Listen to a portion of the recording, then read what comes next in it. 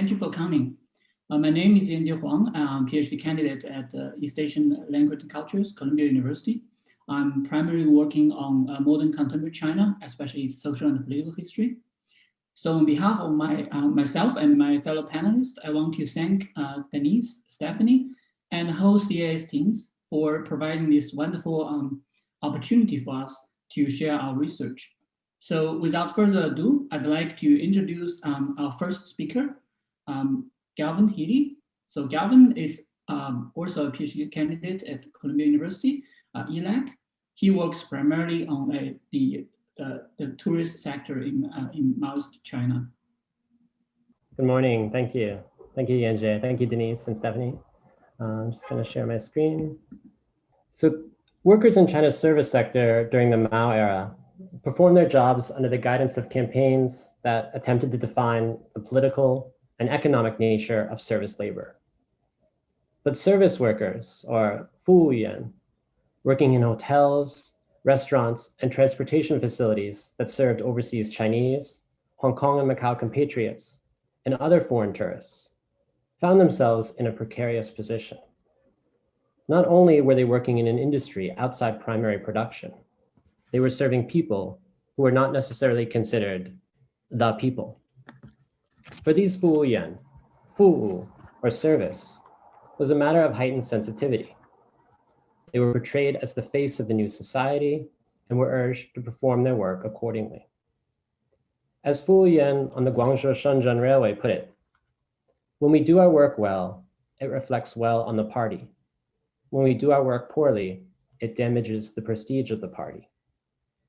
This political element of 服务 was cited in model worker narratives as something that gave this non-productive service work meaning. Yet striving for attentive service and satisfying the demands of foreign guests were not always easy to reconcile with political rhetoric that emphasized serving the people and a hierarchy of labor that privileged agricultural and industrial production. Over the course of the 1970s, 服务 and its relationship to tourism, China's economy, and the prestige of the socialist nation changed in many ways. Central to this was a redefinition of the people that 服务员 would be called to serve. As the relationship of the Chinese state with the broader world transformed, 服务员 served new types of guests and found themselves navigating new conceptions of the proper way to serve them. Worker education campaigns continued to emphasize the importance of proper service attitude. But the meaning of tourism service changed over the course of the decade, as it was interpreted first through the lens of revolutionary diplomacy, and then in terms of the modernization of the Chinese state. In the early 1970s, 服务员 at Panxi restaurant in Guangzhou discussed how prior to the Cultural Revolution, they pursued feudalist, capitalist, and revisionist service to a small class of bourgeoisie. With the start of the Cultural Revolution, however, they said they abandoned the counter-revolutionary line of putting profit in command and targeting both refined and popular taste. Henceforth, they pledged to serve dishes and dim sum for the masses. Other restaurants with a long pre-revolutionary history pledged to do the same. In 1969, the Revolutionary Committee of the Guangzhou Restaurant, in a report on its struggle to answer the fundamental question of service for whom, likewise repudiated the principle of targeting both refined and popular taste. The committee asserted that the answer to the question of service for whom was service to the proletariat, and the restaurant's perpetuation of its pre-revolutionary legacy of refined cuisine was revisionism. In the past, they said, the line in the restaurant between refined and popular had been quite clear. When referring to refined and popular, we considered the exploiting class refined and considered the working people popular. But now that sort of bourgeois rubbish has been thoroughly eradicated. But 1971 saw two seemingly unrelated, but in fact closely connected announcements from China's highest leadership that brought about a shift in the conceptualization of tourism service labor and its relationship to refined and popular taste. In July 1971, Mao authorized state tourism authorities to increase the number of foreign tourists allowed into China and to permit the entry of not just political leftists and foreign friends, but self-financed rightists as well. A month later, Chairman Mao's revolutionary diplomatic line was publicly articulated in the People's Daily. The revolutionary diplomatic line was the heading given to a broad policy of internationalist solidarity against imperialism, as well as solidarity with workers and oppressed people living within capitalist and imperialist nations. Coming just weeks before the PRC's admission to the UN, the announcement of this policy has been described as part of a modernization or moderation of earlier policies, marking a consolidation of power in the foreign ministry under Zhou Enlai. Yet while this policy seems little more than a restatement of by then long-standing pronouncements of Afro-Asian solidarity, it differs in at least one important respect. The revolutionary diplomatic line provided an ideological framework to justify China's increasing engagement with nations of the capitalist world. While just a few years earlier, the People's Daily criticized the revisionism apparent in Soviet overtures toward Western tourists, the revolutionary diplomatic line separated the people from the nation, opening up space to serve Western tourists while continuing to publicly repudiate the neo-colonial policies of their governments. For China's tourism industry, this meant a focus on new types of customers and new ways of conceptualizing fu'u labor. In December 1971, the Revolutionary Committee of Panshi Restaurant enunciated the role of fu'uyan in the revolutionary diplomatic line. The committee reported that fu'uyan must take the lead in serving foreign guests, must publicize Mao Zedong thought, and be careful in carrying out their fu'u work. They must understand the ways of life of foreign guests and adjust their services to suit foreign guests' habits and customs. While they continued to speak with contempt for targeting both refined and popular taste, this was belied by the attention paid to skill, variety, and refinement when these could be linked to the role of fu'uyan in revolutionary diplomacy. When a group of Japanese guests asked the restaurant to prepare new varieties of dim sum every day for 30 days, the chefs said they considered this work for the honor of the fatherland and to win glory for Chairman Mao. Their completion of this culinary challenge, they said, illustrated the material abundance of socialist China. These varieties of dim sum, they said, exquisitely crafted, gave the guests a deep impression and showed how the chefs and fu'uyan wholeheartedly served Chairman Mao's revolutionary diplomatic line. Chefs from the overseas Chinese hotel in Shanghai similarly rethought notions such as targeting refined and popular taste, and emphasis on the importance of skilled labor when they spoke with pride of the compliments they received from guests on their cooking. This, they said, was studying professional skill for the sake of revolution. In organizing a study group to analyze customers' tastes and develop new dishes, they said they came to see more clearly the political meaning of cooking in the service of Chairman Mao's revolutionary diplomatic line. But their position at the vanguard of the revolutionary diplomatic line forced service workers to confront a number of difficult issues.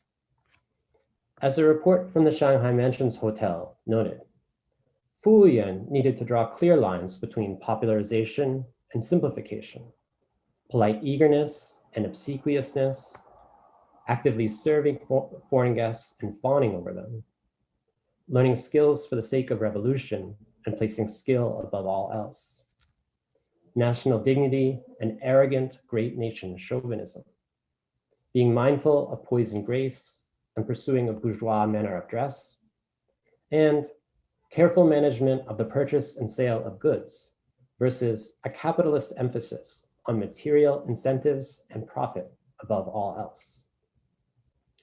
It's evident that the lines between these concepts were not entirely clear to fu'uyan at the time, just as the lines between many of them remain unclear in tourism and other service industries in China's post-socialist world today. Not long after the death of Mao in 1976, Fuwu came to be linked to the four modernizations. The four modernizations, development of agriculture, industry, science and technology, and national defense, originated in a report of Zhou Enlai to the National People's Congress in 1975, and were written into the Constitution in 1978. The skills necessary for Fuwu work in service of the four modernizations increasingly resembled the appeal to both refined and popular taste decried in the recent past. Fuwuyan learned more types of cuisine, the customs and tastes of guests from a greater variety of nations, and more exacting standards of table settings and etiquette. Hotel and restaurant workers studied new texts like professional knowledge for service workers, shifting the focus of worker campaigns from the close of the 70s and into the 80s from mere valorization of Fuwu labor to professionalization of it. Acknowledging the importance of increased professionalization of Fuwu work, Bao Guangchen, a Xinhua News reporter writing in the People's Daily in 1979, cited projections that over the next decade, more than 85% of new employment would be in light industry, handicraft, and service-related work. Referring to the steelworks in the Baoshan district of Shanghai that took 7 years to build and employed 30,000 workers, Bao noted the impossibility of heavy industry alone supplying the jobs necessary for China's rapidly expanding workforce. Bao said that with the workforce projected to grow by 3 million workers a year from 1980 to 1985, if heavy industry were the sole source of new employment, the nation would have to build 100 Baoshan steelworks each year to meet the demands of the labor market. For this reason, the service, light industry, and handicraft sectors were seen as the main paths to employment in the coming years. Bao acknowledged that many still adhere to what he termed the traditional outlook in society of looking down upon the service industry. Yet while pointing out that many people did not consider Fuwu work to be an honorable occupation serving the people, Bao differed from writers in previous years who proposed ideological campaigns as the means to improve service worker morale, and instead cited only the influence of low wages and lack of social welfare benefits on the morale of service workers. Tourism and tourism-related Fuwu were still occasionally linked to the revolutionary diplomatic line as late as 1979. But the objectives of tourism and Fuwu had clearly expanded along with the growing prominence of the four modernizations in public discourse. Fuwu work was, by this time, connected to a tourism industry that was not merely ancillary to political goals, but whose development was a goal in and of itself as an integral part of the four modernizations. Urging Fuwuyan to abandon the notion that Fuwu work was menial, instructional texts for them linked Fuwu both to national development goals and to broader definitions of the concept of serving the people, asserting that service to overseas Chinese, Hong Kong and Macau compatriots, and foreign guests is necessary for the nation's foreign policy, commercial intercourse, international exchange, and development of tourism industry, all of which are in service of socialist construction and service to the people. From the 12th Party Congress in 1982, the four modernizations evolved to new forms of political and economic planning. In respect of the tourism industry, Vice Premier Wan Li set forth the principle of friendship first with economic benefits. As one state tourism industry researcher interpreted it, friendship first with economic benefits reflected not the primacy of one of these aspects of tourism over the other, but the intrinsic unified relationship of the political and the economic. Tourism, he said, was an activity with economic attributes, but it also carried political meaning in its role in acquisition of advanced technology and management experience from abroad, and in its promotion of understanding and friendship between the people of China and the peoples of the world. As the director of the Shanghai Tourism Training School put it in 1983, the goal set out in the tourism policy of friendship first with economic benefits was to reap bumper harvests in both politics and economics. This was an acknowledgement, he said, that in the past, it was wrong to settle accounts in political terms alone without considering economics. But to pursue economic benefits alone and ignore politics, to ignore the political mission of China's tourism industry, would harm the reputation of China's tourism and the reputation of the nation itself. Yet the roots of these practical and discursive shifts came much earlier, and the announcement of Chairman Mao's revolutionary diplomatic line in 1971 set the stage for the commercial revolution that would be carried out in China's tourism service industry over the course of the 1970s and beyond. Thank you. Thank you, Gavin. So our second speaker, Peter E. Hamilton, is a assistant professor at Trinity College, Ireland. He primarily works on transnational networks in between mainland China, Hong Kong, and the US. I think his first book has just come out. Congratulations, Peter. And he's currently working on his new project on the origins of business schools in China. So, Peter, please. I'll go ahead and share my screen. Okay. I'd like to thank Yanjie for spearheading this panel, all my fellow panelists for sharing their excellent papers, and both Denise Ho and the Yale Council on East Asian Studies for sponsoring this virtual panel. With professional development opportunities curtailed right now, I really thank you for your leadership and generosity. In 1991, 9 universities inaugurated China's first permanent MBA programs. By 2006, there would be 100 such programs in the PRC and 236 by 2015. On one level, this explosive growth testifies to a long history of Chinese engagement with the discourse of scientific management over the 20th century, which is the subject of my new book, Project. And this engagement took root in the early Republican era through transnational circulations of knowledge, but had been derailed amid the Great Leap Forward. Viewed in this light, the revival of management education represented a return to modernizing and developmentalist practices from before the Mao era. On another level, though, MBA programs seem to pose a paradox. Although PRC officials have long considered education to be a politically sensitive area, these programs were heavily based on US models and often established in partnership with American universities and even with funding from elite US educated overseas Chinese. In this slide, the revival of management education looked a lot like state-sanctioned foreign and capitalist influence. Many scholars have examined the role of foreign expertise in the reform era and the evolution of grassroots management practices in factories and firms, but historians have not really examined the simultaneous revival of management education as a key component of China's economic reforms.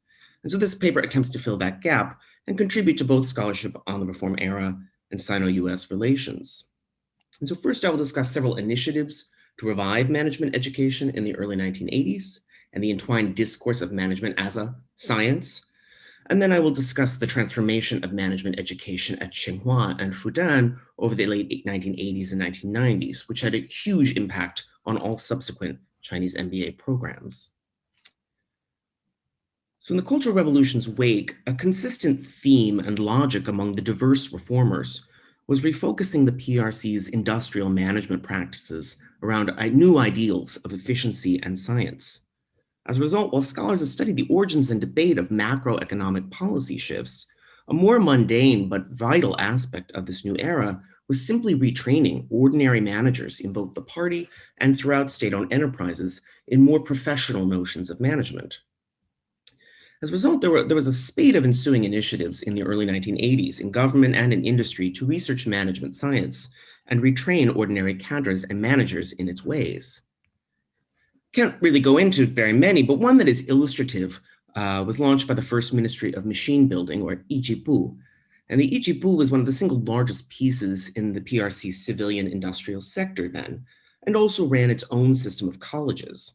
As such, the Yijibu had a vast and really unwieldy portfolio of responsibilities that could use more efficient and better management. As such, with political backing from Bo Yibo and Liao Chengzhi, in the fall of 1978, the Yijibu hired a young MIT doctoral student who was studying on exchange in Beijing named Joseph Badett to launch a program in systems engineering. Fluent in Mandarin and versed in the political rhetoric, Badut was able to tour the E.G. Boost factories, use his networks to purchase materials and hire faculty, and launch this program at the Shanghai Institute of Mechanical Engineering in early 1979. And while termed systems engineering, in Badut's own words, it was, quote, an MBA program in all but name, lacking only for instruction in finance. Another set of management science initiatives emanated from the new Chinese Academy of Social Sciences and its Institute of Industrial Economics. These included research projects, a postgraduate program, and even a national distance learning course known as the Periodical University. The Institute of Industrial Economics also formed the Chinese Association of Industrial Enterprise Management Education in 1979, which sponsored the writing and publication of the first management textbook published since the Cultural Revolution. Written between March 1979 and August 1980 by 27 economists and scholars of management, the textbook Industrial Enterprise Management is really fascinating on a number of levels. As well as a statement about the revival of these disciplines, this textbook also sought to reconcile two key concepts: Chinese socialism and scientific management. In very simple and direct language, the text repeatedly asserted that future state-owned enterprise managers must understand, quote, that enterprise management is a science, and that the improvement of China's management service was, quote, a necessary condition for socialist modernization. Simultaneously, the text studiously avoided bourgeois terms such as profit, and even marshaled Marx himself to declare that large-scale production would, quote, inevitably produce supervisory labor and command labor. And chapter 1 in particular does really heavy ideological lifting to establish the crucial theoretical basis for the PRC to borrow safely from capitalist management practices. In the 1950s, Soviet and PRC management texts always stressed that economics was subordinate to party leadership, which is an obviously unscientific precept. Now, chapter 1 put forth an innovative theory of management's dual nature, or erchongxing. In this theory, which is visualized here in this amazing chart that I'm happy to discuss further in the Q&A, the writing group argued that capitalist and socialist systems of management had but one common nature, or gongxing, when it came to honing ever more efficient forces of production, based on facts, experience, and reason. Thus, in this realm, which is on the left side of this chart, Chinese management could learn from capitalist management to boost productivity, drive innovation, and deliver greater material rewards. Yet when it came to the social relations of production on the right of the chart, capitalist and socialist systems of management had distinct individual natures, or gexing, that must be safeguarded. Here, there would be no borrowing, and this separation would ensure that learning from capitalist methods did not become exploitation. In particular, the text stressed the maintenance of state ownership as crucial insurance to preserve the correct social relations of production. And this creative justification for injecting capitalist management into Chinese socialism encapsulates the intellectual work that was being done by reformists, particularly these academics in the early 1980s. It repeatedly addressed the Cultural Revolution head-on, acknowledging that, quote, extreme leftism in enterprise management had caused, quote, serious harm to the development of management science in our country. In turn, the text insisted that now there would be no conflict between scientific management and party policies, since in, quote, normal times, party policies and state planning always adhered to objective laws. And so if this isn't clear, the textbook is really trying to reinvigorate management science as an intellectual bulwark against any return to the economic fantasies of the Mao era. Simultaneously, the dual nature theory seemed to safely reassure everyone that there would be no changes to the ownership of state firms. And so in short, the inevitable conclusion of the textbook was not just that scientific management and Chinese socialism were compatible, but rather that they were an essential pairing to achieve the four modernizations. And thus, the textbook makes very explicit and concrete some of the precise intellectual work necessary to reconcile socialist ideologies and increasingly capitalist practices. So with the time remaining, I want to briefly highlight how these kinds of initial efforts to revive management education on scientific grounds evolved toward American-style MBA programs in the 1990s. And the first formal MBA program was established in 1984 at the Dalian University of Technology in partnership with SUNY. But this program did not last very long, and unfortunately I don't yet know why, because that research has been derailed by the pandemic.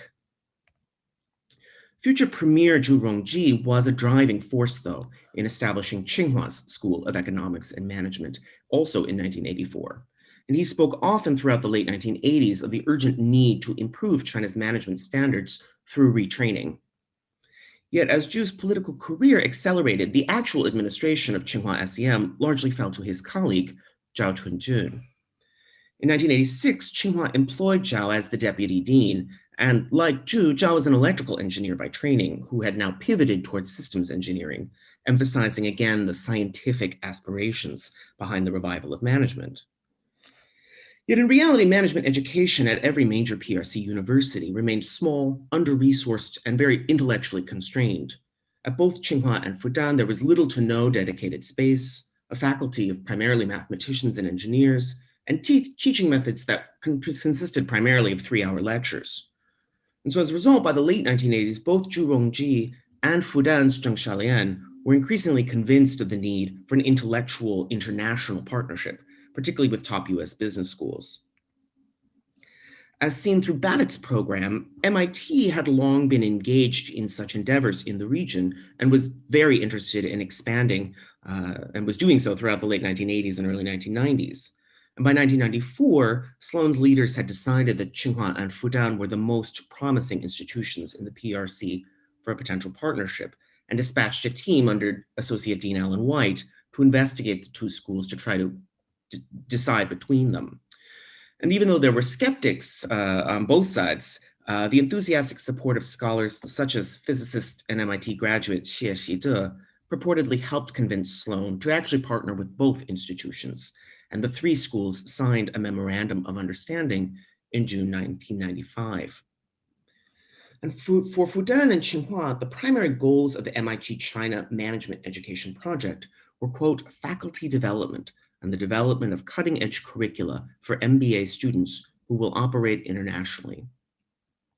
This cutting-edge curricula is particularly important in marking the transition away from overly quantitative and scientific approaches and toward one's unthinkable courses in things such as communications, marketing, leadership, and other subjects. And this is primarily mapping onto China's drive towards the socialist market economy, and perhaps the justifications of things like the dual nature theory allowed them, the leaders of the three schools, to put the political differences between them aside.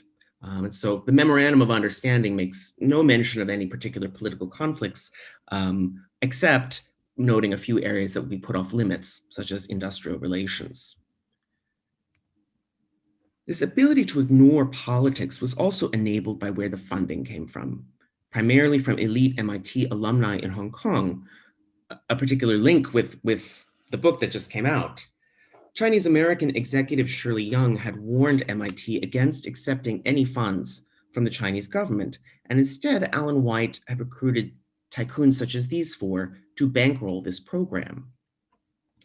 These US-educated Hong Kong elites also joined this project's advisory board and pushed the MIT China project to focus on sponsoring trans-Pacific educational circulations. From the fall of 1996, Fudan and Tsinghua's deans began dispatching junior scholars to Cambridge for a term or a year as international faculty fellows. And these sponsored exchanges allowed Chinese professors to improve their English, study MBA methodologies, and prepare to teach many of the exact same materials in their own classrooms. Since I'm running out of time, I will wrap up by highlighting just two aspects of the ensuing knowledge circulations here. First, this opportunity was essentially mandatory for Chinese faculty and often included wholesale career change. For example, Junqian Xiaojun made a huge disciplinary shift from applied mathematics to managerial communications. She commented, quote, "I was in my second year of teaching statistics when Dean Zhao asked me to learn to teach managerial communications. I wondered about taking on a subject so far from my original field. He said that no one at Tsinghua knew what a course in communication should be, but that MIT Sloan placed great importance on it. The course needed to be taught in English, and he thought I could do this if I observed how it was taught at MIT Sloan. In essence, Chen's fluent English determined Zhao's decision to reroute her entire career. After her time at MIT in fall 1997, Chen not only returned to teach managerial communications from the same textbook, but also became a national leader in developing this field across Chinese universities. Indeed, second and finally, the knowledge produced by the MIT partnership was rapidly disseminated throughout all Chinese MBA programs. In fall 1994, the State Council and the Ministry of Education approved the formation of the National MBA Education Supervisory Committee, with Dean Zhao as its first chair. And the participants, basically the leaders of this, were worried that the rapid expansion of MBA programs in China would undermine their quality. And thus the new National Committee created a mandatory core MBA curriculum in which, quote, roughly half the nationally mandated or recommended core courses aligned closely with or are virtually identical to the MIT Sloan courses. And so, for example, in 2005, the committee began to require all MBA programs to teach managerial communications. Jun Chen then compiled the recommended course outline book and to this day teaches an annual seminar to train other scholars in the relevant case studies. And another example I won't go into but can talk about is the course and textbook data models and decisions. And so to wrap up, this paper and presentation map out a two-part transition in Chinese management education and ideologies over the 1980s and 1990s. First, away from Cultural Revolution rhetoric and towards scientific ideals, and then toward American-modeled MBA programs through the partnership with MIT.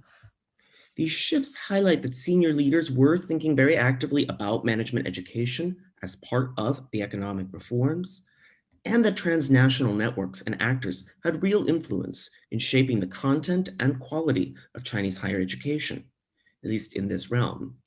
Perhaps most importantly, focusing on management education helps to illuminate and make more emic sense of the intellectual work behind the reform era's blending of socialist ideologies and capitalist practices. Thank you. Thank you, Peter. So our third speaker is Adam Frost. Adam is a PhD candidate in History Department, Harvard University. He works primarily on entrepreneurship in socialist China. Adam, please. Hello. Well, great talks. So in my talk, I'm going to be doing something a little different. And I am going to be showing how I study this period from a more kind of bottom-up perspective. So my research has been motivated by what I see as the central puzzle of modern Chinese economic development, namely, how is it that after 3 decades of violently suppressing capitalism, the Chinese socialist state was able to transform its economy virtually overnight into this engine of dynamic and sustained growth? I mean, according to the prevailing view of Chinese development, prior to reform and opening up, the Chinese state presided over a quote unquote cellular economy with highly atomized production and exchange. Society was divided up into these self-reliant administrative units like the commune, the city. Labor markets were abolished, and the state erected all kinds of barriers to mobility and exchange, such as the household registration system. And as the China sociologist Marty Wright very recently put it, in terms of the movement of people, goods, and services, China in 1978, at the beginning of reform and opening up, was a less integrated economy than in 1949. But here's the problem as I see it. If the Chinese socialist economy were truly atomized as late as 1978, whence came the sudden and powerful entrepreneurial impulse? So in my dissertation and in this paper in particular, I develop and analyze original data sets to argue that socialist China was not, in fact, void of entrepreneurial activity. I show that beneath the veneer of the formal socialist economy, there is this dynamic realm of economic activity where entrepreneurs are actively filling in holes, profiting from inefficiencies in the planned economy, and more generally, just making things work. And specifically, I use new empirical evidence that I myself created or assembled to advance the following 3 propositions.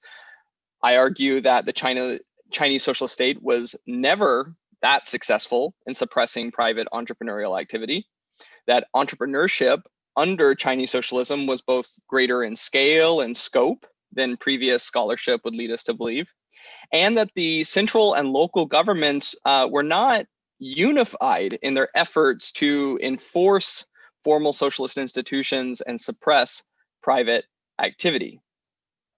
Sorry here. So the reason why existing scholarship has, sort of gotten mischaracterized socialist China, I think, has to do with the over-reliance on high-level policy documents and official statistics. I mean, these sources at best suffer from extreme biases, and at worst are really political fictions that are meant to advance state power. So in order to overcome the limitations of these sources, I instead turn to grassroots data. And to explain how I'm doing this, let me tell you a quick story. So one day I was doing research in the city of Yiwu, and I was visiting a flea market on the outskirts of town. And while walking from stall to stall, and I was kind of, digging through different kinds of socialist memorabilia, Mao badges, and, ration coupons and stuff like that, I came across this big stack of brown jacketed dossiers. So I pick up the folder on top of the pile and I begin flipping through the contents. And inside were government reports written during the Cultural Revolution on black markets, underground factories, and other quote unquote spontaneous capitalist activities. So I got really excited when I saw these documents, and I bought them all without haggling very much. And I asked the vendor if he had more. So he shared with me his WeChat info, and then he invited me back to his home in Anhui. So the next week, I went to his home at this little apartment at the edge of town. And inside the apartment were just pillars of documents stacked from floor to ceiling, except for this tiny space in the living room that had been carved out for a tea table. The rest of the apartment was chock full of historical materials, including former government archives still in their brown paper jackets. So I ended up procuring some of these materials, and for the next 5 years, I networked with communities of document merchants from whom I assembled thousands of documents related to underground capitalism in socialist China.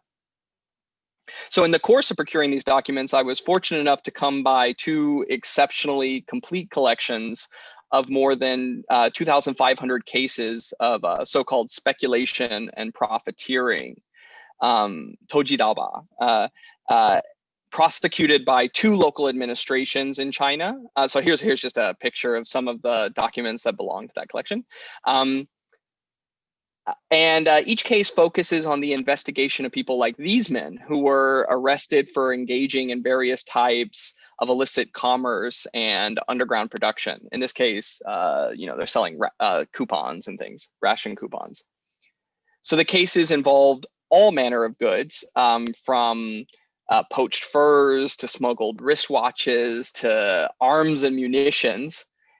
And most importantly for me and the purposes of my work, most included some kind of case summary like this that outlined the type of illicit activities, where and when they occurred, and what types of goods were involved.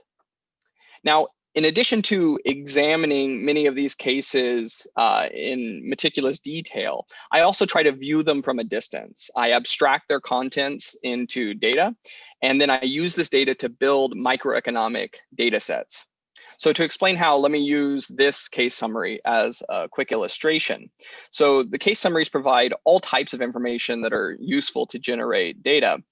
So in the first line of text here, we are told that the prosecuted individual is a male, 56 years of age, born into a poor peasant household, and he's a member of the Bai People's Commune.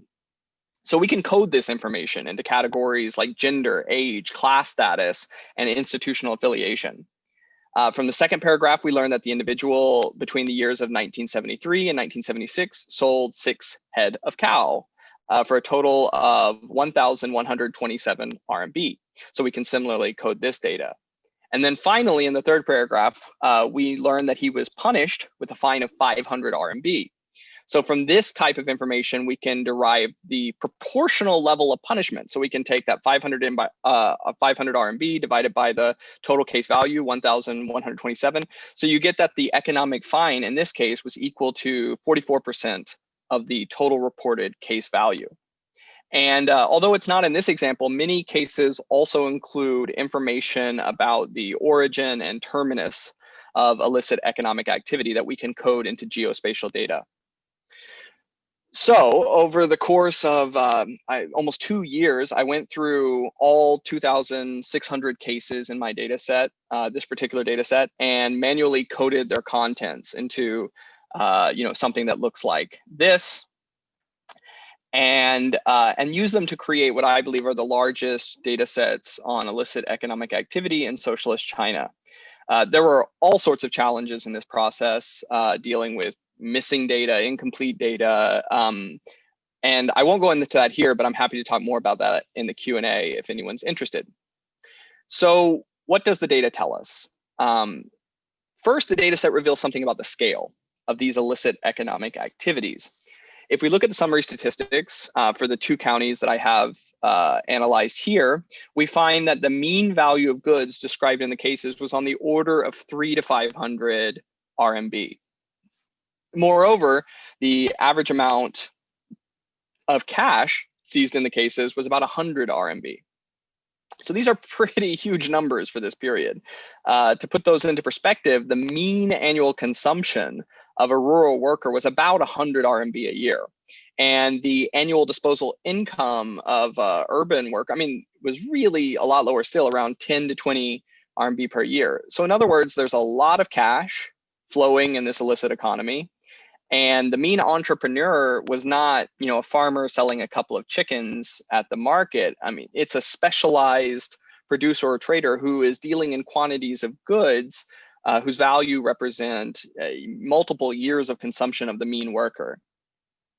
So the data set also provides insight into the spatial scope of entrepreneurial activity.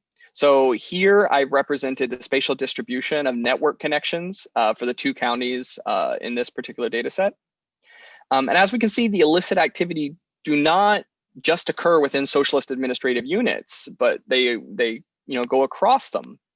So there's a distinguishable core cluster from these 2 counties that reaches out to more distal connections, places as far away as Sichuan in the west and Heilongjiang in the north.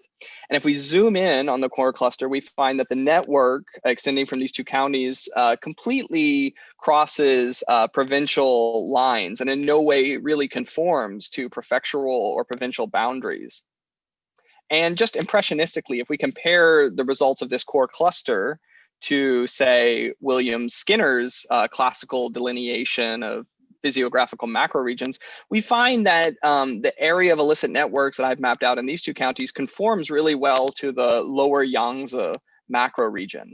So from this type of spatial evidence, we can at least begin to infer that economic activity was probably shaped more by topographical features and traditional merchant networks than by socialist administrative boundaries. More work will need to be done here, though, as I add in more counties from different provinces into my data set. But finally, and most interestingly, I think, the data reveals that local governments did not faithfully execute central government directives for suppressing private entrepreneurial activity. So in the 1960s, the central government directives basically stated that all goods acquired through private illicit activities should be seized by government agencies, and that the severity of punishment for the convicted speculators and profiteers should scale in accordance with the aggregate value of their illicit activity. In other words, the bigger the activity, the bigger the punishment. However, what we find in the data is that the patterns of punishment were almost exactly the opposite. So if we divide the cases into temporal cohorts like this, as I've done here, we notice 2 really surprising things. First, we see that in the sample, only a handful of people received any form of extra monetary punishment. In other words, when individuals were caught engaging in illicit activities, they were really only punished, by and large, with fines. Very few people were sent to jail, sent to labor camp, or even, publicly criticized. And this was true even during the Cultural Revolution period. Second, and equally surprising, even when entrepreneurs were punished with seizures and fines, the majority of goods were actually returned to them. So you can see that in the column percent returned. In every cohort, we have more than half the goods, half the value of the goods being returned to the entrepreneurs. So what's going on here? And if you read through the individual cases, as I've done, what you start coming across a lot, the phrase 左家收购 a lot, which literally means to procure at a given price, turn into a price and procure it. And so what was happening was that instead of seizing goods from entrepreneurs outright, government officials were forcibly procuring them at low prices. But in effect, this meant that the local governments were taxing the goods, and that entrepreneurs were being left with enough capital to effectively continue their private pursuits. If we dig deeper into the data, we find that the size of seizure and fines was actually inversely proportional to the total value of illicit economic activity.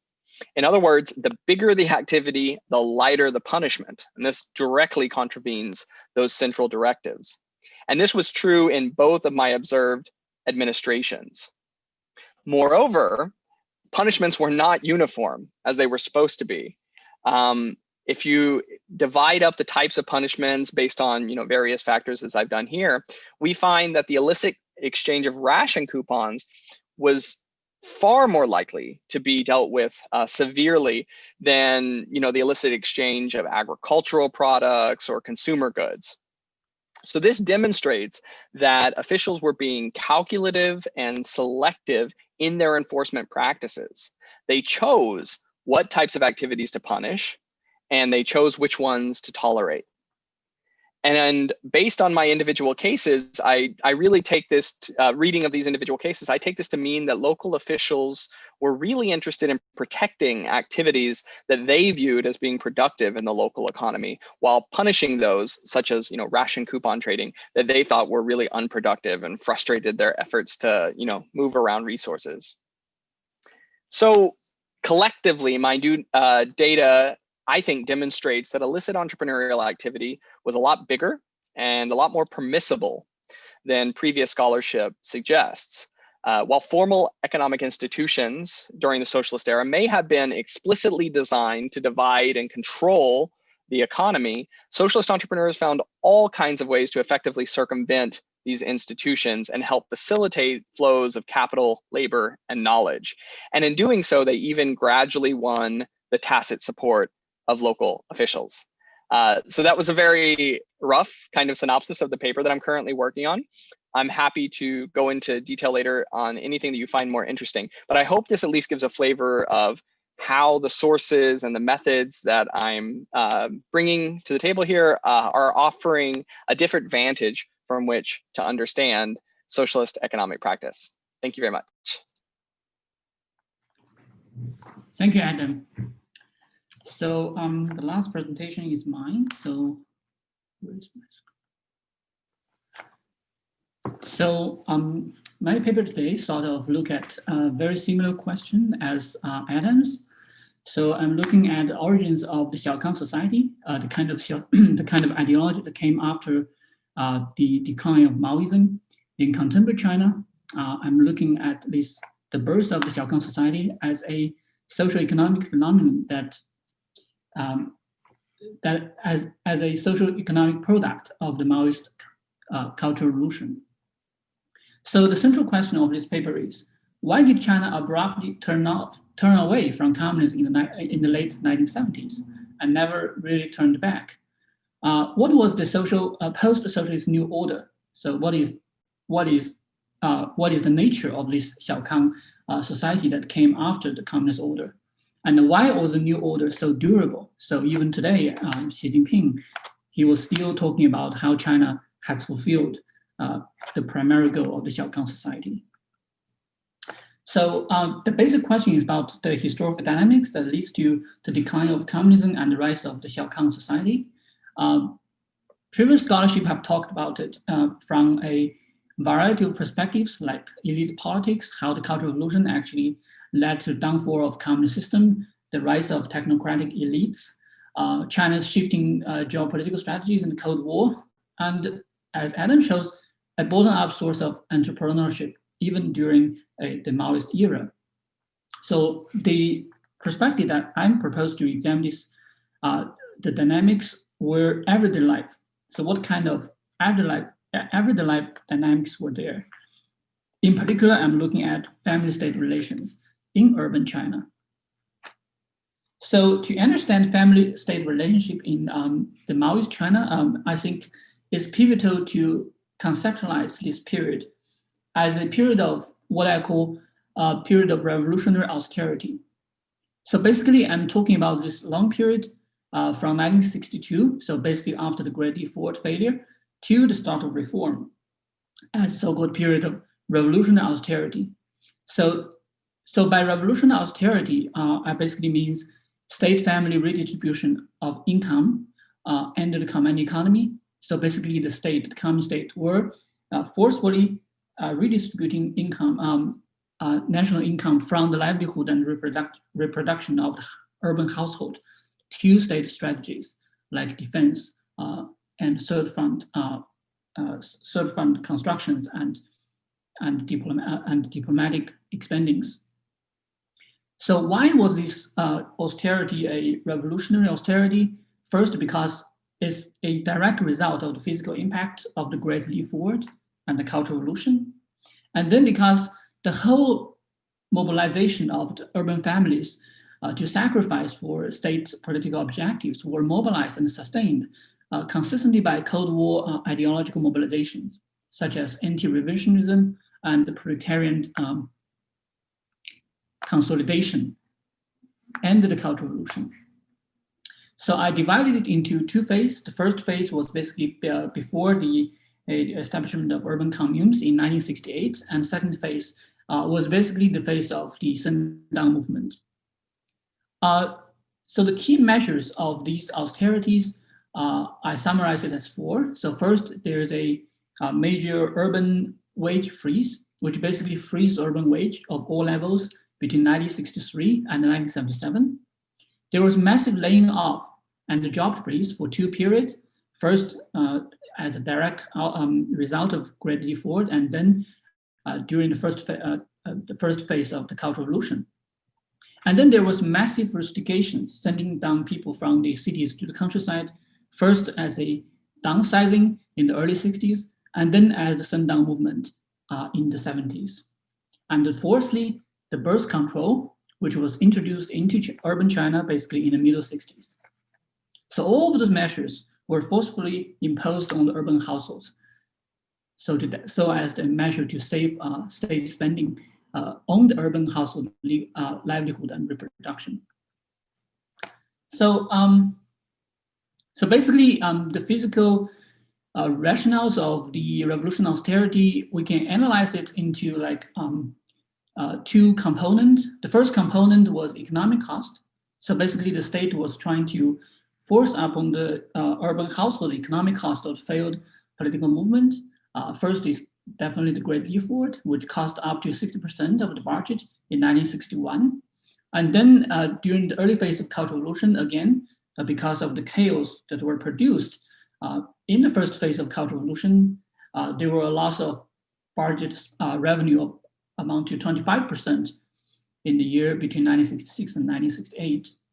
And then there was also the more durable economic cost of China's Cold War mobilizations, especially during the 1970s when China was expending big amount on funding revolutionary programs worldwide, on building up its military in anticipation of a huge confrontation of the Soviet Union and building up the third front.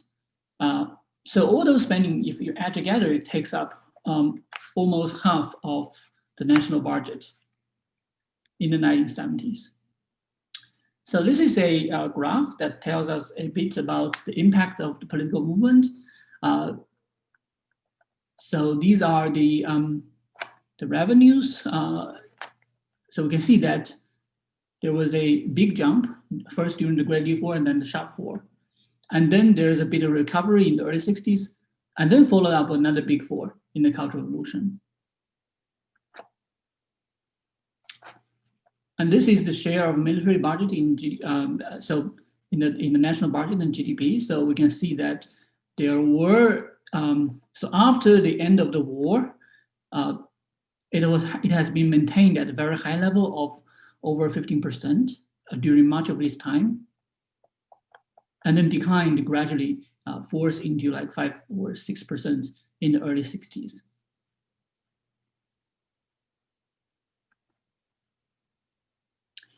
But most importantly, I think we need to understand the impact in terms of the supply of urban jobs, because in the command economy, urban jobs need means almost a lifelong employment with a small basket of social security, and with a guarantee to promote a guaranteed promotion of incomes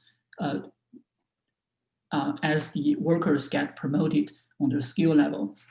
So basically, we can see that after the Great Leap Forward, there's a sharp fall marked by the mass downsizing of urban workers to the countryside, and then again in the late 60s and the early 70s, there was another big fall.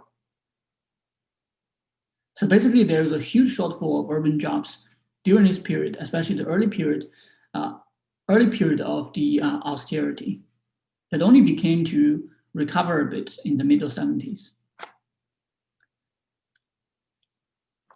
But talking about the austerity as this huge, big political and economic project, we can perhaps situate Sendang movement at the center of this whole process, because it epitomized the whole process is in all its dimensions. So the Sendang policy in Shanghai, if we compare the scale, is about 8% of national total. So basically, Shanghai was where the Sendang policy was most rigorously implemented. In terms of the physical impact, it's a huge reduction in wage spending for the government. So basically, the government can save a huge, according to my estimation, 400 million or 50% of the revenue in Shanghai during the 70s by just sending down employable workers, young students and youth to the countryside. So they need to feed themselves. It was also a part of the continuous revolution, first as a continuation of pre-1949 CCP economic programs, like the great construction programs in Yan'an.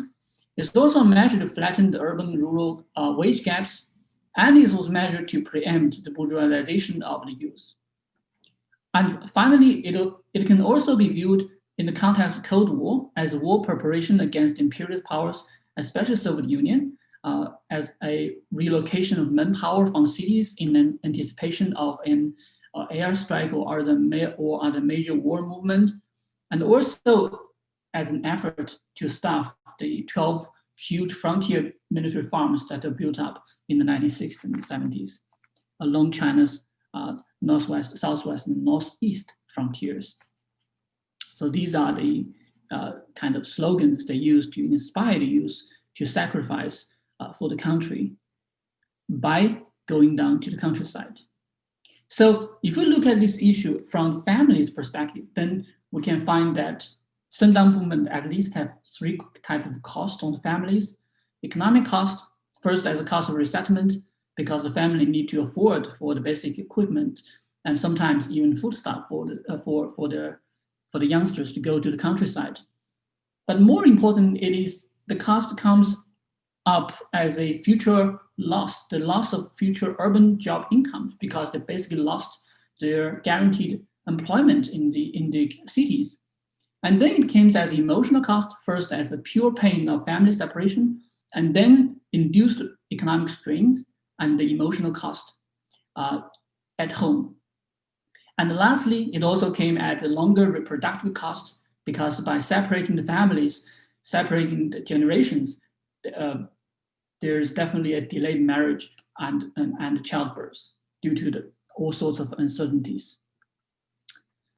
So the case I'm presenting today is the Hua family, basically a Hua Zhongmin family that I found really interesting from the Fudan Center of Contemporary China Social Life Data and Research. It's a huge, it's one of the 7 letter collections that I mobilized for this research project. But the Hua family letter came as really interesting because it represents Hua Zhongming's own letters to his daughters and other relatives for during this almost whole austerity period between middle 60s to the late 70s. And Hua was actually a very average worker, level 4 on skill level, and working and earning around 80 yuan per month. And he's a single breadwinner with his wife being laid off from the neighborhood production teams after the Great Default.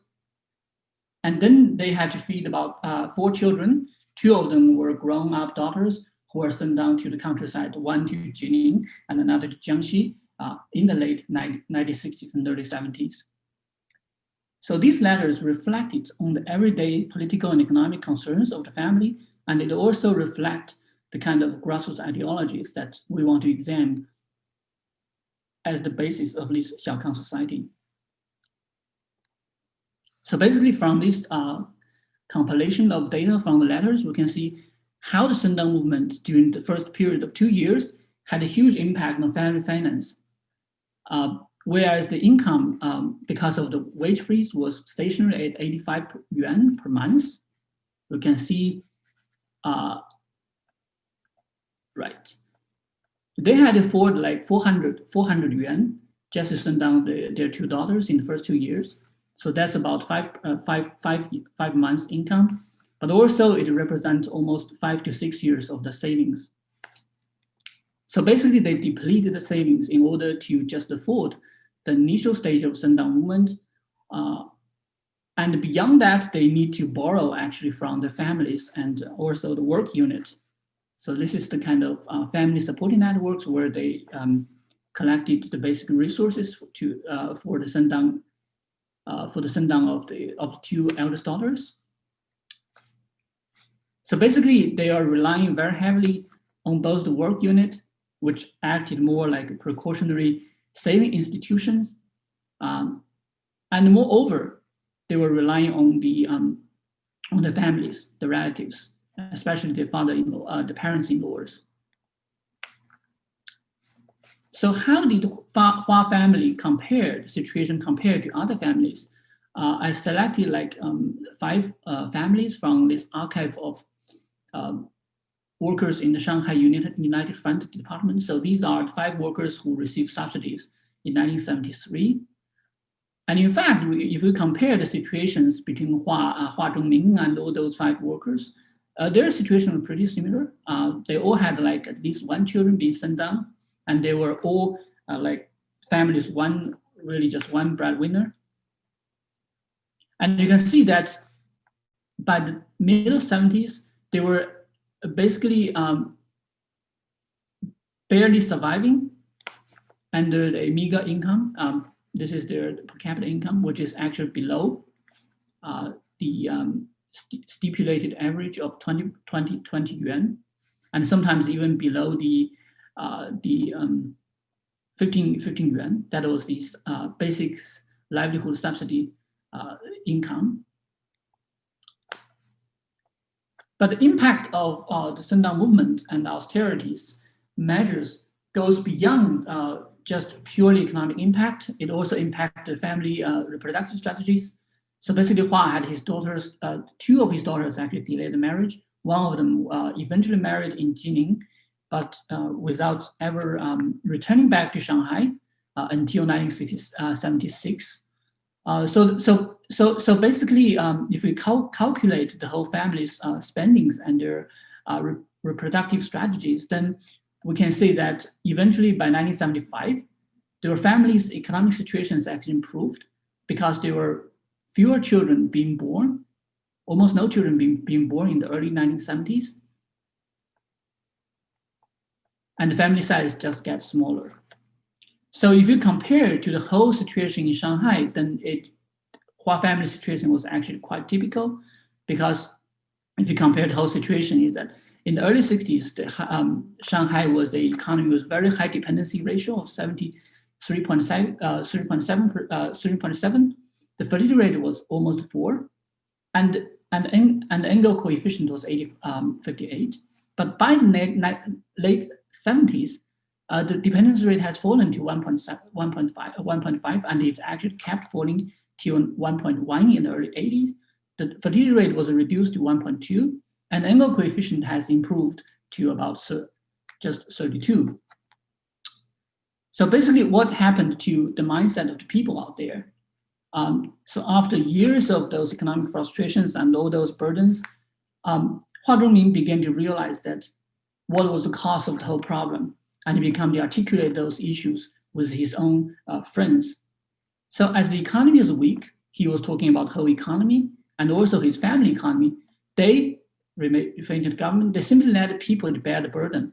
The Sendang movement will leave me in debt for 8 years. I will try to pay off the outstanding debt in 1976, reboot my family economy, and build a better off family, Xiaokang Zhijia. So Xiaokang Zhijia first appeared in all the letter sets I've examined as a sort of articulation of a new vision of the families.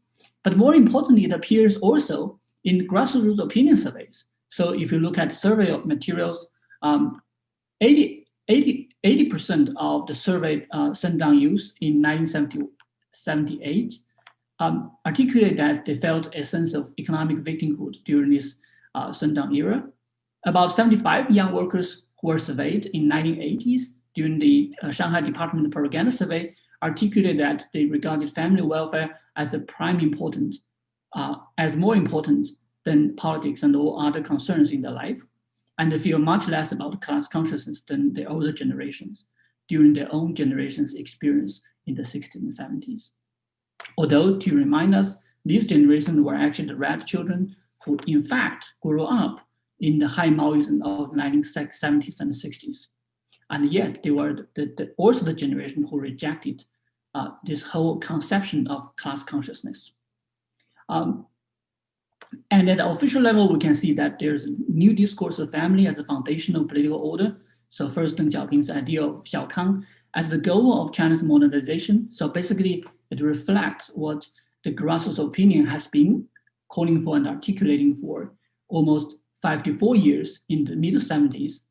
It also reflects Hua-Bang's articulation that each family is a cell and basically the foundation of the national body politics. So these are another two vignettes from the family letters that shows what kind of political opinions the people felt about the situations from a Shanghainese Sendang youth who are strangled in Anhui, and he was promoted to a factory in Anhui, but never returned to Shanghai until the middle 80s. So just as you said, he was writing to his fiancée. Political struggles are simply meaningless struggles for powers. And the grassroots class must have their own opinions of every issue based on clear understanding of our self-interest. And then I used to consider myself a Marxist and indeed read Marx and Lenin, but things here are always beyond the explanations. So after so many years of struggle, what they reach is, the conclusion they reach is actually that their supreme ideal and highest happiness in life is not the communist visions, but to witness in their baby our best qualities, let him realize our unrealized dreams and stand tall among his peers. So we can see this kind of competitive parenthood is already bubbling in the grassroots mindset by the late 70s. So what is the nature of Xiaokang society? First is a depoliticization. It means the end of mass politics and as a consistent state strategy and ideology. And then it also means a more natural base of power. So the communist regime was no longer based on communism as vision, but actually effectively based on parental care and sacrifice for their children. It also means a new ideology of development as a family wealth accumulation. So the family can share the wealth and can see the futures in the national development. And ultimately, it means the family as a new unit of bottom-up mobilizations through intergeneration sacrifice. So basically, continuous revolution was still alive, but only in terms of economic mobilizations. So in conclusion, the paradox of revolution austerity was that it basically ended the continuous revolution as Mao has proposed. But at the same time, it actually transformed the family life and made urban families a new dynamo of economic mobilizations in post-mode China. And at the same time, it transformed urban family-state relations from the kind of pure dominations and absorptions into a class-based society to a situation where the state has to rely on mobilization and sacrifice of families in order for its economic development. And ultimately, and finally, I want to highlight family ladders as a key source for studying this kind of relations. Thank you, and sorry for overtime. So I'll go ahead and introduce myself. My name is Denise Ho, and I've been asked to serve as discussant today. So I will offer some brief remarks, and then we'll open up to general Q&A. So firstly, just thank you for the panelists for including me in this fascinating body of work. I think I speak for others in the field when I say that reading the inspirational scholarship of the next generation of leading historians is one of the most rewarding parts of my job. So thank you for reminding me why I do what I do. So as for the papers, as for the panel as a totality, I think we can address three common themes. And the first theme is going to be the largest, and the second I'll give a bit less attention to. The first theme is that the papers invite us to revisit the economic history of not only Maoist China and afterward, as the title suggests, but also this longer arc of what the economy meant in modern Chinese history. Second, I think all of the papers invite us to continue to pay attention to ideology in our analysis of contemporary China. And then finally, the papers remind us to draw on a diversity of sources and an increasing body of sources. And Adam and Yanjie in particular demonstrate what kind of work can be done with new source bases. So first, the largest umbrella, revisiting the economic history of modern China. Under this, I have a first category of economic experience and the context for economic experience. All four of the papers are in their own way about overturning previous assumptions about economic activity in the Mao era and after, or in the Mao era and its transition to the reform era. Adam makes the convincing argument that entrepreneurship persisted in socialist China, that it was far larger in scale and more extensive than had been claimed, and he can quantify it. It crossed administrative boundaries, and it was tacitly permitted by local officials, an attitude he suggests was known to the people engaging in entrepreneurship. Gavin shows how the service industry persisted in Mao's China, though in the 1970s, the very definition of service, or 服务, and the people it would serve underwent a transformation. Additionally, tourist service pivoted from being an act of revolutionary diplomacy to one of modernization. Yanjie's paper examines how ordinary families experience the financial burdens of the sent down youth movement, showing how a central state policy resulted in shifting financial burdens from the state to the family, an economic cost that created family debts, created family tensions, and ultimately led to a turn from revolutionary rhetoric towards a primary concern with a family's financial well-being. And then finally, Peter's paper integrates a history of management education, a history of overseas Chinese investment, and an analysis of how management was theorized and taught to create links between the Mao era and after, and also between China or among China, Hong Kong, and North American business schools. Another category worth highlighting under this larger umbrella of economic history is the role of geography. So each of the papers has a different geographic lens, one that both widens and contracts. In his paper, Adam takes his data and visualizes on a map, showing how transactions transcended geographic boundaries and perhaps retraced historic trading networks despite the Maoist ideal of autarky. Gavin's paper also has a geographic dimension, and this aspect comes out even more so in his upcoming dissertation with its analysis of the railway workers who serve on the Guangzhou-Shenzhen railway line. It is in this mobility that his service workers sort out the meaning of service and the meaning of serving the people. While Yanjie's paper starts and ends in Shanghai, he invites us to revisit our perceptions of the urban-rural divide. We have conventionally thought of sent down youth movement as one in which the state offloads excess labor and puts the burden on the countryside. but here the burden is actually put back on the family in the city. So it reframes our geographic thinking about the sent down movement. And then finally, Peter's paper extends the analysis of his recently published book on trans-Pacific networks to this establishment of MBA programs by American universities and with the help of elite Hong Kong graduates. Another category worth thinking about when we put all these 4 papers side by side is a category of periodization. And all of the papers have an attention to both the historical narrative and the creation of that historical narrative in their respective topics. Adam does this in 2 ways. He shows that entrepreneurship persisted across 1949 and that the reform era entrepreneurship was not released by the policies of reform and opening up, but was rather preceded by a wave of entrepreneurship that began in the mid-1970s. Adam is also able to use data to show how activity doesn't just decline after so-called socialist transformation, but that it comes in waves despite the interruptions in bureaucracy created by the Cultural Revolution. Gavin's research invites us to think about periodization by framing perhaps periods of socialism and high socialism, or a long and short cultural revolution. Thus, the early 1970s for Gavin is the beginning of a transformation in the service industry, one that also maps onto China's admission to the United Nations. Yanjie's paper periodizes in 2 ways. On a specific level, he links the sent down experience with youth discontent in the years after, so a transition periodization. But on a longer time scale, and this comes out more so in the paper than in the presentation, he connects a long history of what Xiaokang meant with Deng Xiaoping's reformulation of Xiaokang for the era of reform.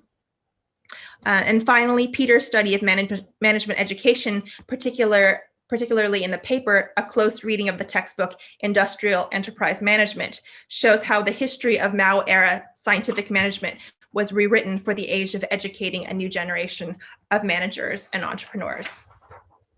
Under this larger category of economic history, I want to mention 2 other subcategories briefly in the interest of time. Related to the category of geographic space, there's a theme of connections with the world outside of China, highlighted particularly in Gavin and Peter's work. And secondly, an important theme in the study of economic history, there's this idea of family and intergenerational relationships, something that Yanjie's paper calls our attention to. That is, if one aspect of Chinese business history is the role of the corporate family, and if Mao-era policies have been seen as disrupting family networks or family strategies, Yanjie shows us how families continue to strategize as a family to maximize their economic well-being in the Mao period. The second category, or the second theme, is the importance of ideology. I want to underscore how all these papers demonstrate the continued importance of using ideology to analyze the experience of Chinese socialism and after. For Adam, ideology is one of the entry points. He can trace the reoccurrences of speculation and profiteering in the People's Daily, and then he can show how, despite rhetoric to the contrary, local officials did not prosecute cases in a way that reflected the rhetoric. For Gavin, the ideological tension of service work is something that his historical actors have to grapple with. And throughout his paper and throughout the longer dissertation, he traces the political meaning of tourism and the tourist industry. For Yanjie, the research question is to understand the ways in which popular sentiment shifted and how ideological slogans reflected such sentiments. And for Peter, in his own words, the existence of the MBA programs, quote, seemed to pose a paradox, and the ideological acrobatics of the management text becomes a way to explore the meaning of management in the era of reform. And then finally, as Yanjie did at the end of his presentation, I want to highlight the use of new sources and applaud the panelists for their research methods. Each in their own way is doing a form of grassroots history, an aggregation of personal experience from the Shanghai family to the rural entrepreneur, to the railway worker, to the MBA student. In particular, Adam's work calls for the building of micro data sets from grassroots data. So I urge you to read the paper if it's publicly available, and also to watch his presentation for the Stanford Conference on Chinese Archives in Crisis. So data and mapping becomes increasingly important in thinking about new directions for contemporary Chinese history. And finally, Yanjie's paper makes exceptional and pioneering work with Mao-era personal letters, providing an intimate glimpse into both family relationships and even a history of family emotions. And secondly, the mentalities of the reform-era experience. So in the interest of time, I'm only going to ask a couple questions of each panelist, and I'm sure many more will come out in the Q&A. So Adam, I already got to ask you a series of questions after the Stanford conference, so perhaps you can indulge me by thinking about a more technical question. So when I was reading your analysis of the local officials on page 25 and 26 of the paper, I was thinking about things like customs violations and smuggling. So if you read, let's say, customs gazetteers from the 1990s, their descriptions of what goods were still able to pass through customs if they were illegal because they were needed. So one case of this is pharmaceuticals. So customs officials would look the other way if there was a particular medicine that was scarce in China. And as I was listening to your presentation, I was thinking about some archival documents I've seen where you have purchase price lists at customs with often things like small electronic goods and so on that the customs officials are buying from travelers who are bringing in more than they're allowed to bring in. So in your analysis, is this parallel to local officials' treatment of entrepreneurship, or are imported goods to be understood in a different category? In one of your final slides, you showed how agriculture and consumer goods were not punished in the same way as other items. So could we look at these customs imported goods in that same vein? A question for Gavin. I just kind of by coincidence, I read your paper right after Peter's paper. And so I wanted to ask you more about tourism textbooks and tourism education. I noticed that in your presentation, you showed us a photograph of a handbook for tourism workers. And so thinking through Peter's analysis of management education, can you tell us more about tourism education and how it changed in your period for the presentations today and perhaps even after? When did schools of tourism appear, and do they have any parallels to other forms of education in the reform era transition? For Yanjie, I was hoping to ask you a methodological question. One of the things you did really well in the paper is to link the very different kinds of sources.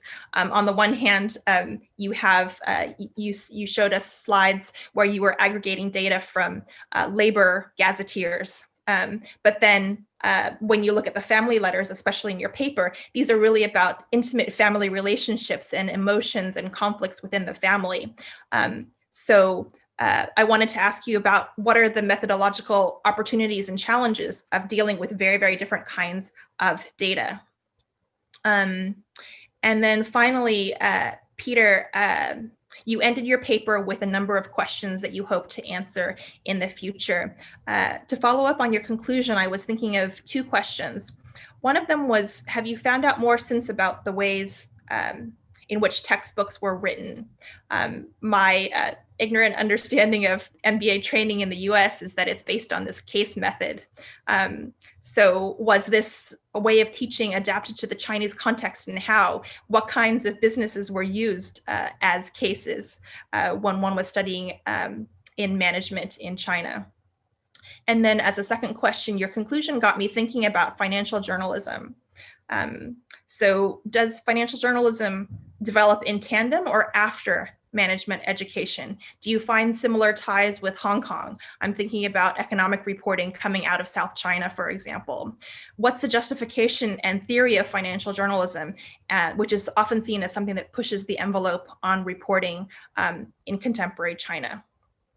Perhaps what we can do is invite each panelist to respond to these questions or the discussant comments, and then we'll gather some of the Q&A that I'm seeing popping up in the Q&A function.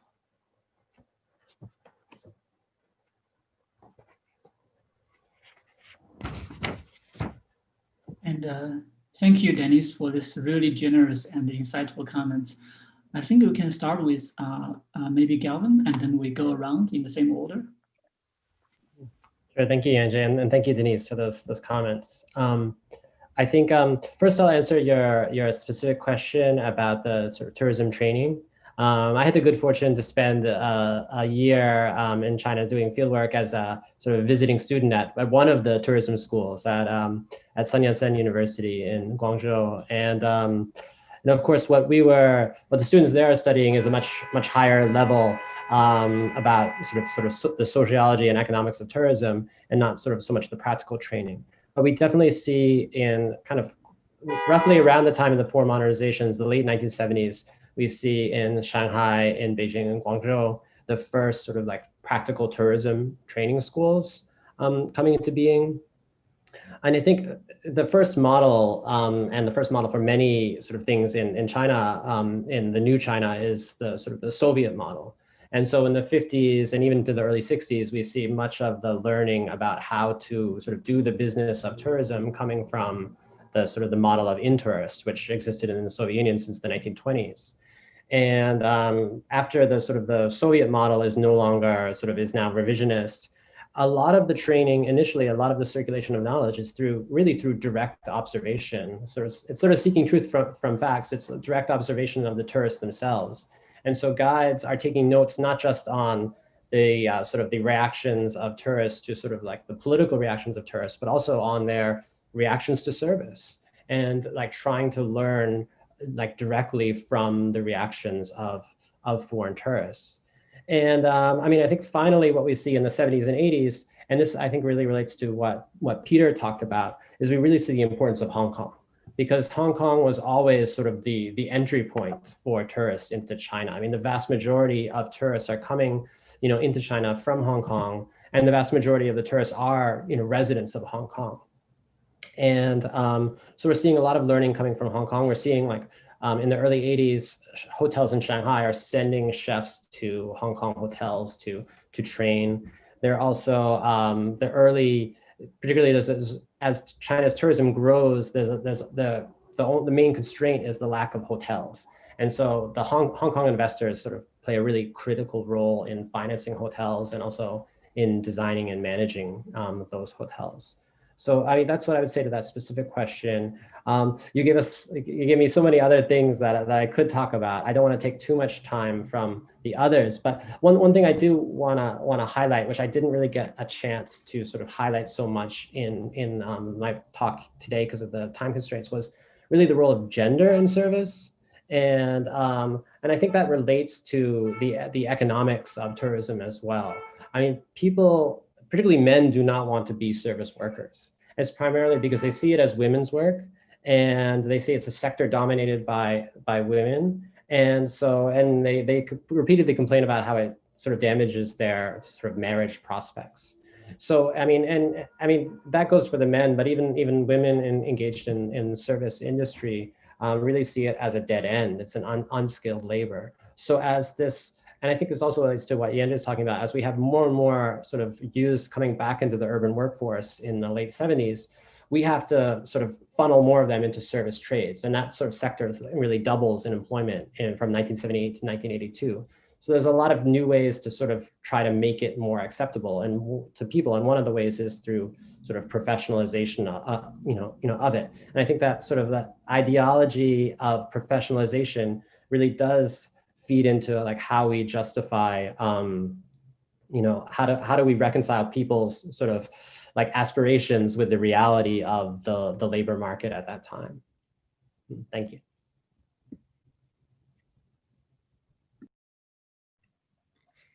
Thank you so much for those great questions and comments. And do them in the reverse order. The financial journalism is something I have not thought about at all. So that's really interesting as to the intellectual and potential personnel links there, and thinking about magazines or other publications like Caijing and their origins and the kind of knowledge that you would need to have in order to pursue financial journalism.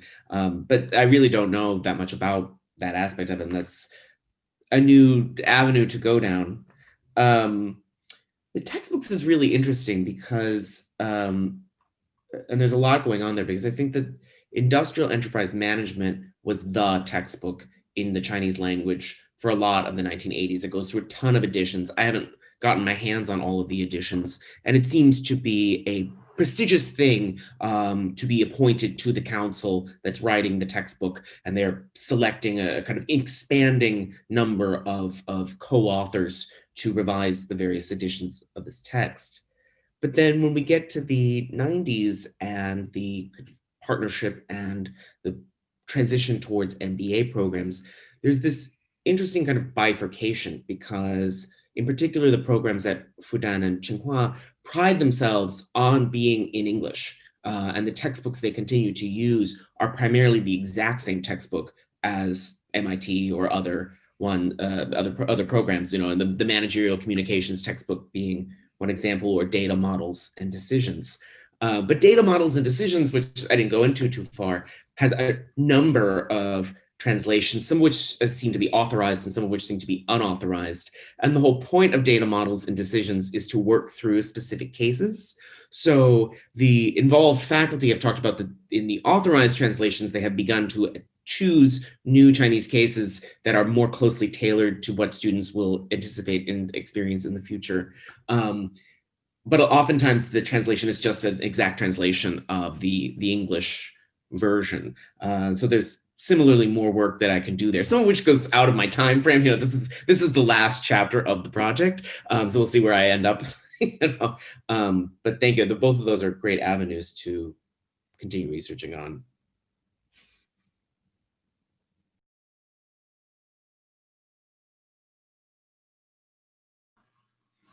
So maybe Adam? Sorry. Yeah, no, that's an interesting question about the goods that are being smuggled through, and then like the permissibility of those goods. I think we can treat them in the exact same way as the other types of goods that I'm looking at. So one thing I'm doing with my data set right now is that I've taken all of the goods that have been seized by officials, and I'm organizing them into the classification systems that were created by government officials. So class 1, class 2, and then class 3 goods.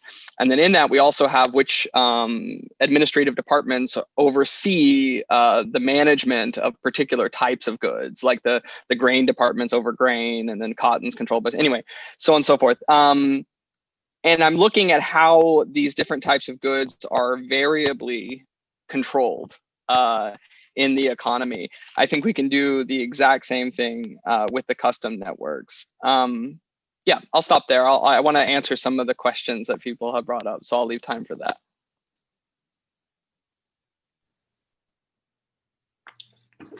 Thank you, Dennis, for this wonderful question.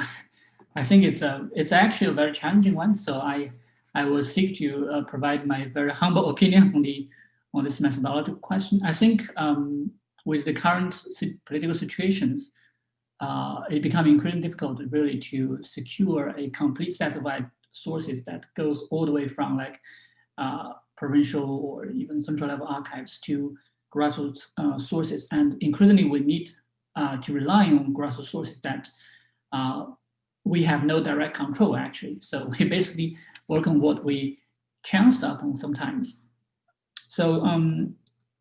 So there's definitely some kind of challenge. So my approach to this question is that first is we need to look at grassroots sources as a new type of challenge to the historical to our profession, because it raises new ethical questions about use. So we need to, so the most urgent thing actually for grassroots historians, especially for people like me who are working on private sources, is that what kind of protocols, privacy protocols that we need to adopt in order to protect the privacy of the, of say the letter writers or the diarist, or some people who have sent petition letters to the work units. The second question is the basic or immediate challenge of grassroots sources, that is, it's often incomplete, scattered, and sometimes extremely idiosyncratic. I think Ellen did a fabulous job of compiling almost a whole data set from 2 counties, but that's very rare among grassroots works, because most people, you don't have this, sometimes you just don't have these complete collections.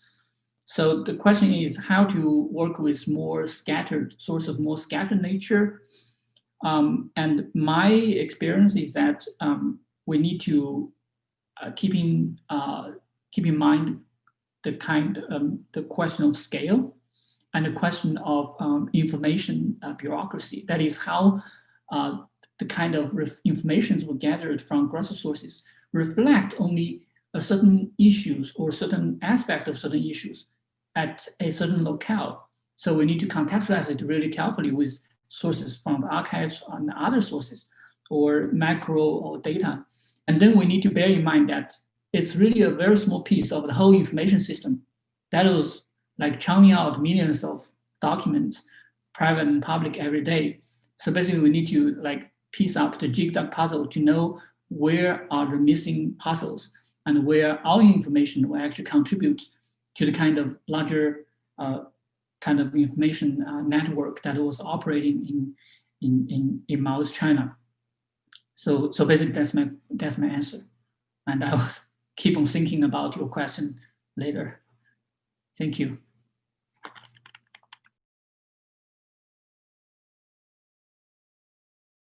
So we had I see we had a lot of questions. Yes, we have a lot of questions and about 20 minutes remaining. So maybe what we can do is have a first tranche of 2 questions per speaker that you can answer as you wish, and then then we can go to a second round of questions if we have time. So let's see, Peter, you have, I'm mostly choosing in the order in which they came in. You have a question from, scrolling through here. You have a question from Koji Hirata and Isabella Jackson. Isabella asks, could you please tell us more about the students in these MBA programs? Koji asks, I assume many of the students in management education were employed by SOEs rather than private enterprises. Did the still dominant presence of SOEs in China influence the content of MBA education in a substantial way? Also, were these programs related to Zhu Rongji's SOE reform in any way? So let's do 2 questions for Peter. 2 questions for Yanjie. We have one from Sarah Chang. The question has to do with state-family relations. Scholars of the socialist period sometimes characterize the connection between state and family as a mutual embeddedness, where the family was a smaller cell within a larger production regime. Would you say this relation is radically different in a Xiaokang society? Does the family break out of this relation with the state? What bearing does this have on contemporary China?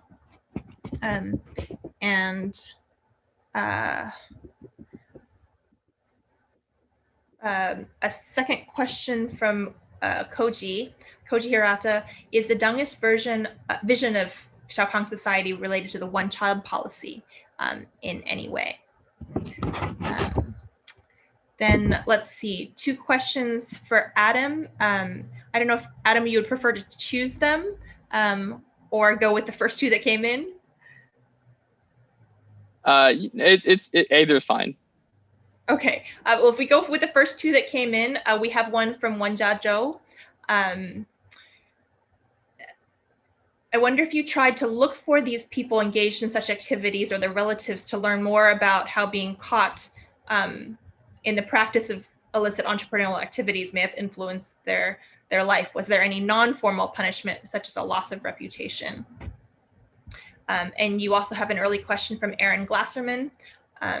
Is there a difference between a local official who corruptly profits on local violation of socialist policy and a local official who fosters entrepreneurship? And there's a longer question, but the wrap-up question is, why isn't this just a story about local corruption? What does your research have to say about rule of law in the PRC? I don't have an audience questions for Gavin, so maybe I'll take the chair's prerogative and ask you about the role of the China Travel Service, which comes up in your dissertation, and you're able to discuss at length. So I think that for many of us who study or travel in China, we encounter the China Travel Service in our own going around. So I wondered if you would talk more about the history of that as a private and bureaucratic institution, and then when does the emergence of private or local travel agencies appear?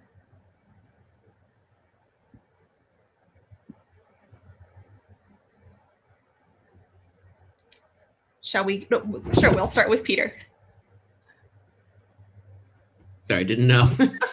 And thank you to the audience members for these questions that kind of overlap. So I think I'll just kind of take them together, I think, in terms of the students, in that there's this really interesting evolution in the nature and origin of the students in these programs, and that, as the questions implied, that in the 1980s, you really are talking about primarily state-owned enterprise and party managers of various divisions and pieces of the bureaucracy and state industry, many of whom are being assigned, being bei fu, to these programs for, sometimes it's just 2 weeks for, what we would probably call an extended conference or something along those lines, to wholesale 1 years or 2 years of re-education of various kinds.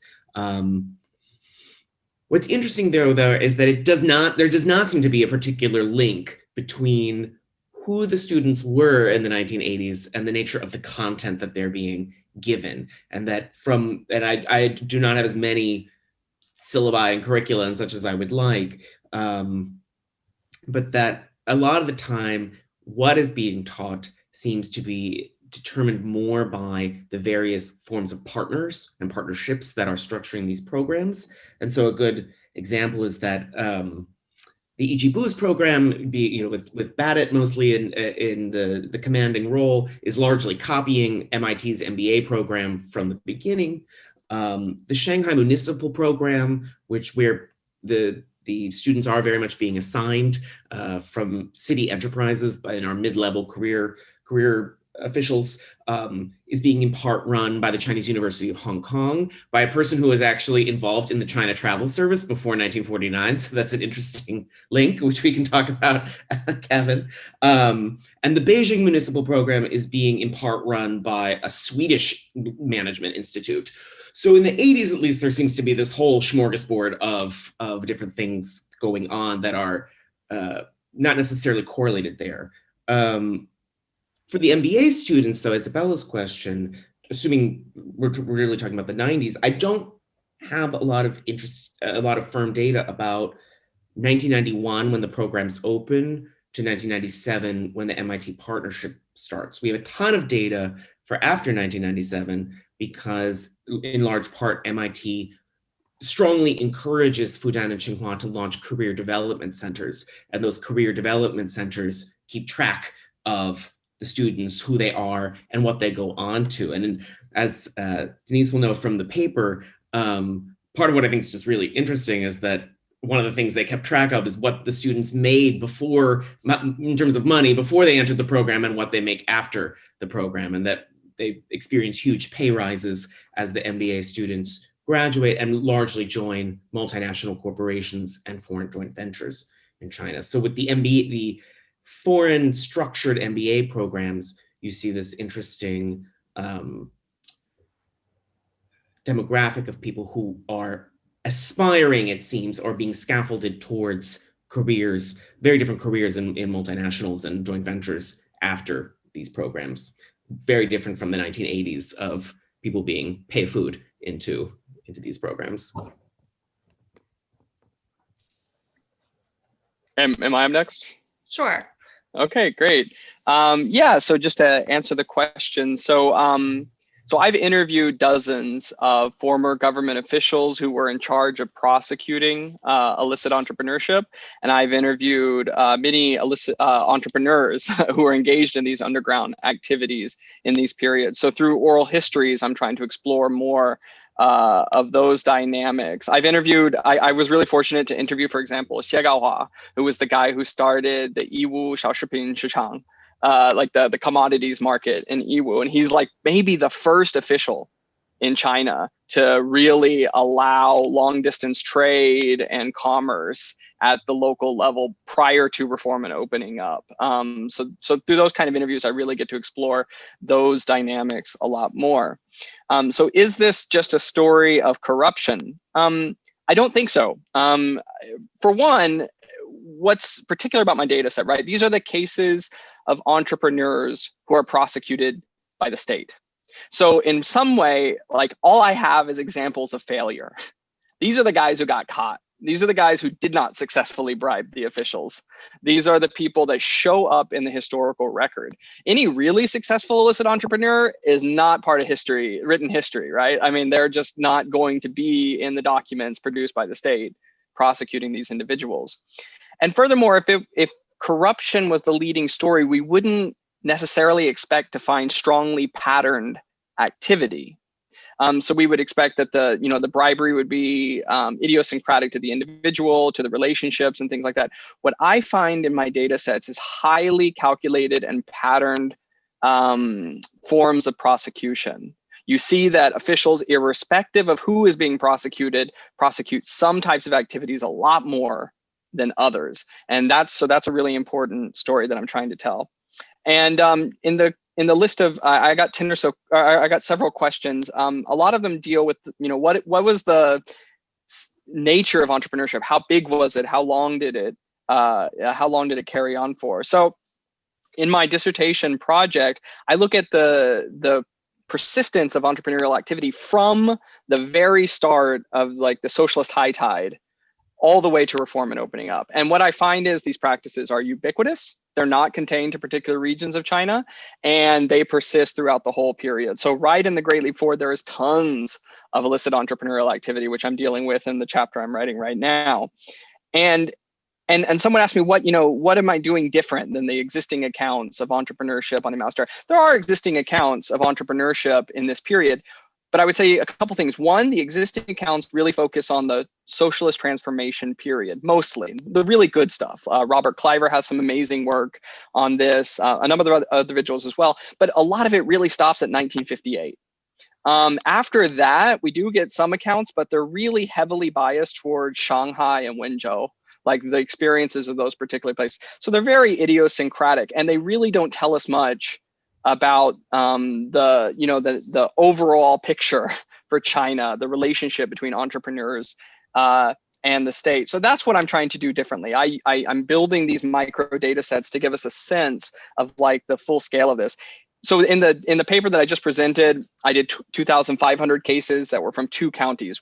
Why those 2 counties? Just simply because I was lucky enough to come across really complete collections of documents for those 2 counties. But in total, I have more than 8,000 cases from across China, which I'm building into the data set. But I have to figure out how to deal with that data because we have all different kinds. It's incomplete. So we have to figure out how to deal with potential biases and things like that. So I'm working on that.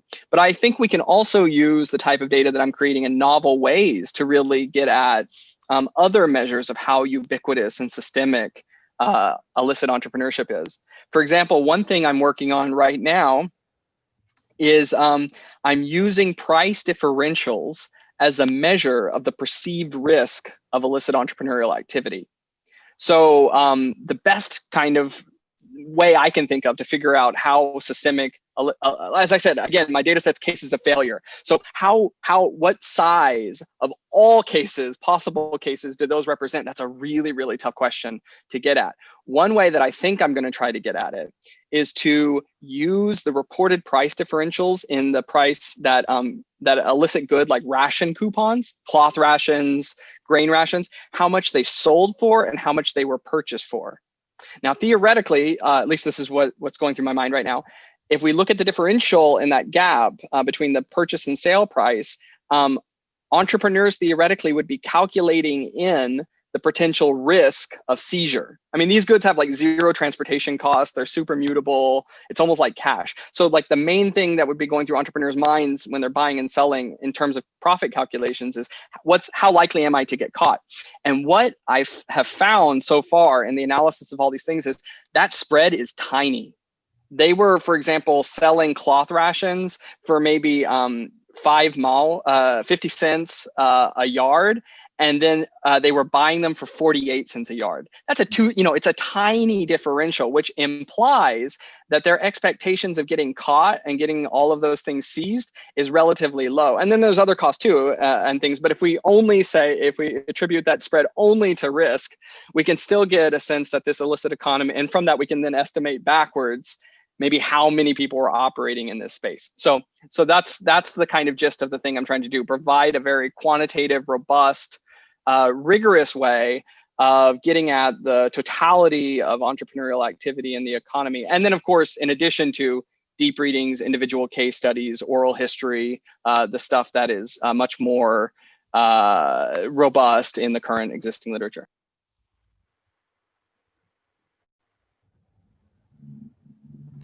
Okay, so great questions. So for the first question about these embeddedness of Chinese family state, I think you got a point about a very crucial issue, foundation. I will argue a fundamental issue about the Chinese conception of the state, which is 国家, right? It's state family.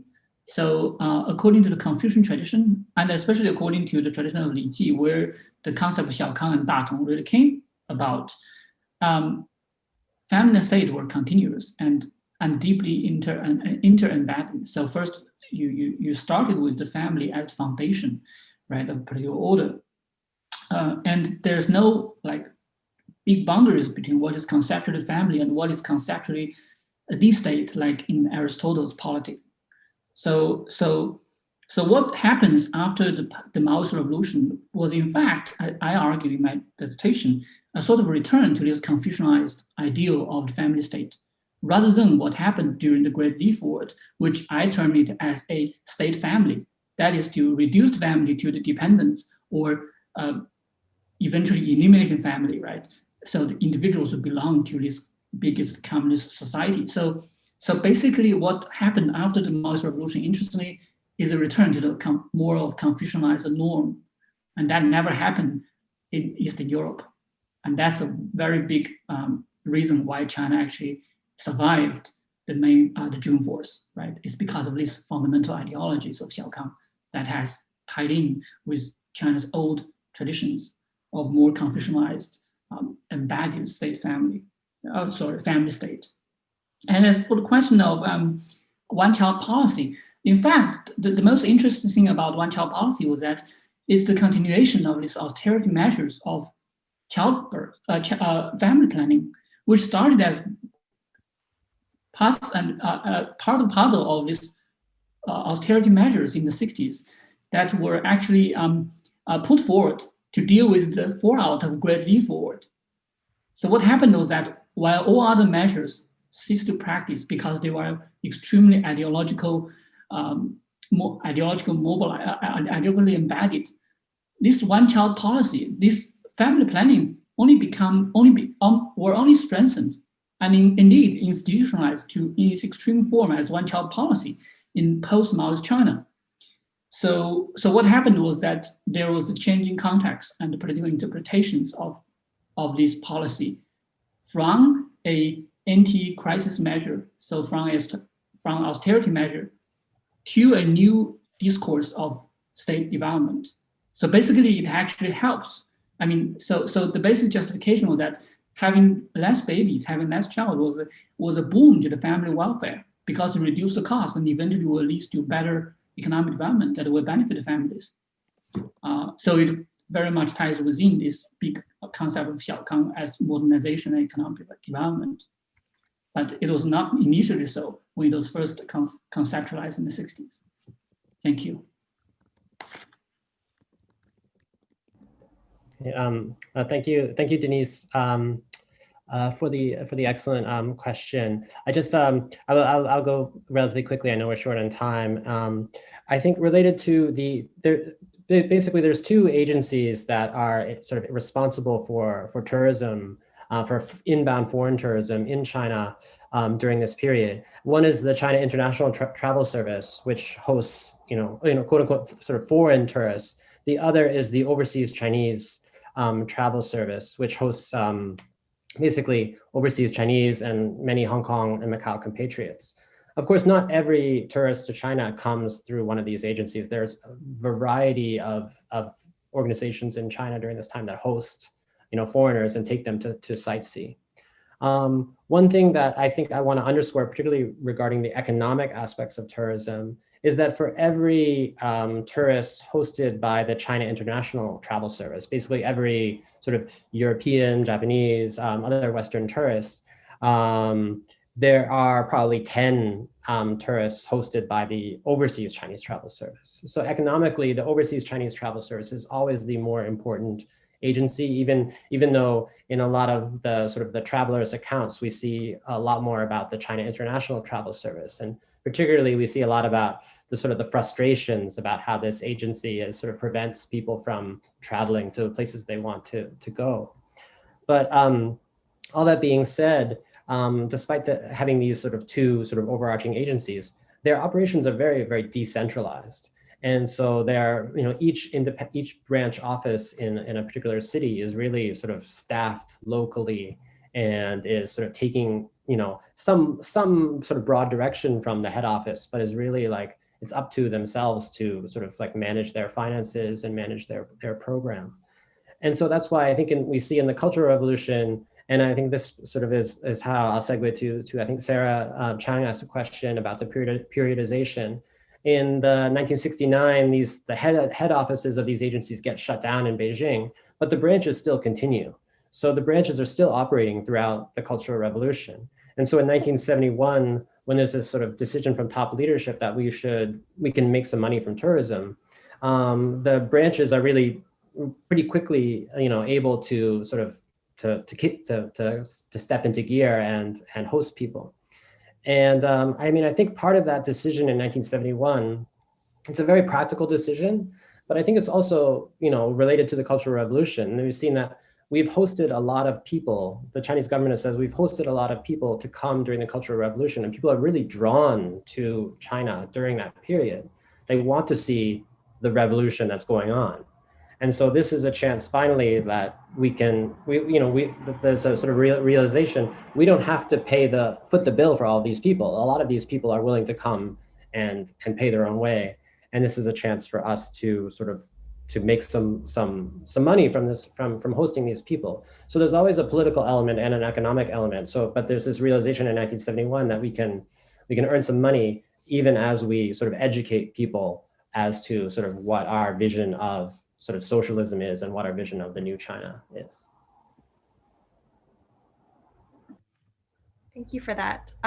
So we are at time, but I've been corresponding with the panelists in the chat, and I think that consensus is we're okay with going a few minutes over since there's still a number of questions that didn't get addressed. So if those of you who need to go in the participants are welcome to go, but I think as a chair, I'll exercise that prerogative and extend us for about 10 minutes since we're not at AHA, no one is going to push us out of the room. And this is Hananda to get us all together in one space. So perhaps we can do one more question or one more comment from each panelist as a way of wrapping up.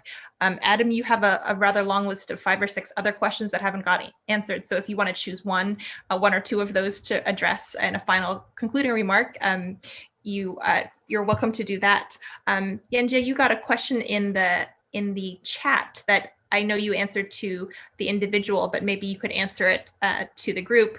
Mark Levine asks, did you come across any instances where sent down youths wanted to stay in rural areas, contrary to the majority? What reasons would have contributed to this desire, ideological, familial, etc.? Gavin, I think you just answered Sarah's question verbally. So if there's anything else you want to add by way of conclusion, please do so. And then Peter, I think I'm not seeing a final wrap-up question for you in the Q&A. So maybe I can ask a final question for your paper. As you were showing all of those screenshots of the campuses and the people standing around, I was thinking about the architecture of MIT and the architecture of Tsinghua. So they're based on each other as a model. And so I wondered about longer institutional links. Was this something that was either called upon in the building of these schools, or if these longer institutional links were something that were invoked in the commemorative materials that you were using in your research? Another way of asking this question is, in your paper and in the presentation, you looked at the Hong Kong alums and these Chinese American alums. Were there any Chinese alums of an earlier generation that were part of this MBA or the management education as you've started to research it? Do you want me to go then in that order? Okay, sure. Yeah, so I think there's a lot of great questions. I'm sorry I can't answer them all. I think I'll answer Ron Bird's question. And he asks, from an archival concern, what has been the fate of these documents you discovered on your research? Is there a common fate of PRC archival documents to be discovered in private hands? Great question. So there's this whole, kind of school of literature that is sometimes referred to as sinological garbology. Although I don't really like that term. But it was really, I think Michael Schoenhals was really one of the kind of leaders in this field. And beginning in the 1990s, he started going around to these flea markets, just as I've done, and buying up a lot of former government archives that had slipped into private circulation. So during the 1980s in China, there was this massive purge of archives as the various government institutions were being merged. And at the time, there were paper shortages in China. So instead of just burning the documents or scrapping them, the archivists were instructed to turn over these documents to paper pulpers, who would theoretically recycle them. But then somewhere between the archivist and the paper pulper, someone decides to sell them into private circulation. So there are enormous quantities of local government archival materials still in private circulation today. And you see many scholars and institutions now, particularly because of the recent archival closures in China in the past few years, there's been a lot of people that have been working to recollect these documents and then assemble private and institutional archives. So Yanjie is a prime example. The archive he worked with is at Fudan, started by Zhang Letian. It's a really massive collection of all different kinds of really interesting materials that he acquired from local villages in the Zhejiang area and Jiangsu area. But then there's scholars in Europe that are doing the same thing. Michael Schoenhals, Daniel Lees in particular are leading this. Stanford University, the Hoover Institute are trying to actively procure these materials. So there is a collective effort among certain persuasion of historians today to go and reconstitute these local archives in order, that we can continue to promote future historical research in the face of shrinking archival access. But as Yanjie mentions, there's ethical concerns with this. How do we do this appropriately? How do we protect the source of our sources? How do we protect the privacy of the individuals mentioned in the sources? And I think for all of these concerns, personally, I think we should adopt the practice of anthropologists and journalists and, just go for full anonymity. And we need to rethink how, as historians, we engage in citation practices, how we make these materials available to other people. But for example, I myself am trying to fully digitize my collection and then make it available to the academic community after some kind of privatization of the materials to protect the anonymity of the people mentioned. But I think this is a really important effort, and I hope other historians will join in and make it possible to continue preserving these documents.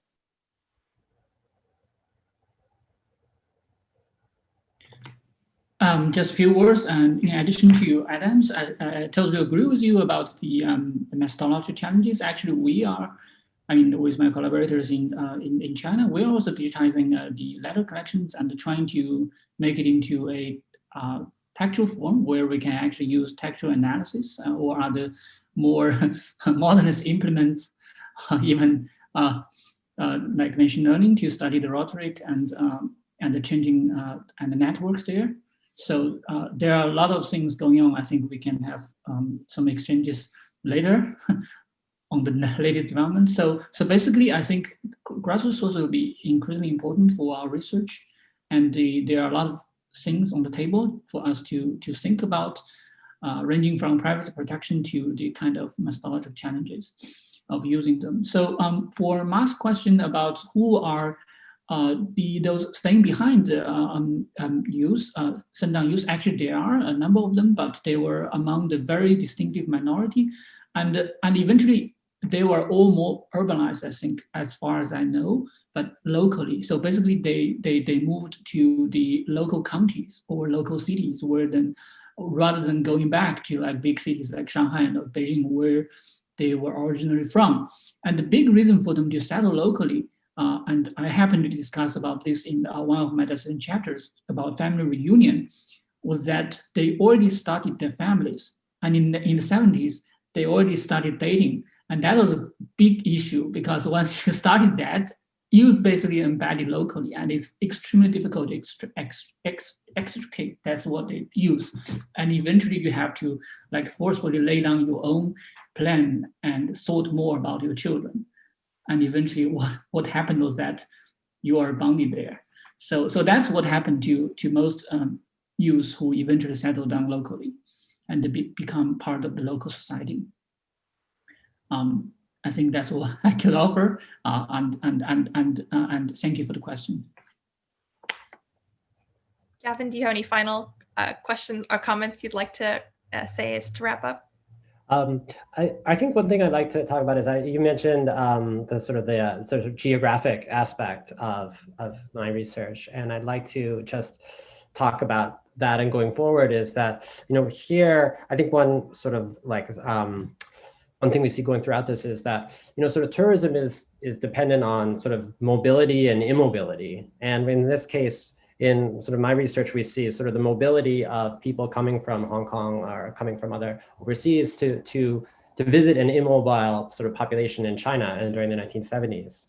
But of course now, I mean, tourism in China is very, very different. You know, the people studying tourism and the students that I met when I was in China who are studying tourism are not studying, you know, inbound foreign tourism. They're studying either outbound tourism or they're studying domestic tourism. And so as in my research, I see tourists coming and mainly centered on Guangdong, Shanghai, Hangzhou, and Beijing. And now we see, and that sort of shifts in the 80s to a sort of a much sort of broader sort of array of destinations are open to people. And part of that is by state decree. There's a certain destinations that are open to people now, like many, many more. But like tourism today is not about so much about bringing foreign currency from outside to sort of Guangdong and coastal China. It's about taking the money and the mobility of people in Guangdong and people in Shanghai and Beijing and coastal urban areas and like having them shift some of that income to help develop sort of the hinterland, whether it's Tibet, it's Guizhou, it's places like that. So I think like tourism sort of always sort of functions with that tension of the sort of mobility of one population and the immobility of another, but it's a way of trying to sort of shift sort of the flow of currency of some sort from one place to another. Thank you. Peter, last word. You asked about the architecture and the pairing between MIT and Tsinghua, and as you correctly diagnosed there, that it was very much evoked in this kind of superficial way as this logical pairing, makes a lot of historical sense because of our previous roots, and it's in some sense almost a healing, of reestablishing these ties and these connections. But as you sharply picked up on, part of my interest and entry into this was through the Hong Kong elite connection, and that people of the foreign tycoons that I pictured there, two of them, either their father or grandfather, had gone to Tsinghua as Boxer Indemnity students and then on to MIT. And that as kind of very savvy operators who would understand that education is training, and that the kind of social capital you can buy through donations to institutions. Their agenda, I think, is really interesting here at a more critical and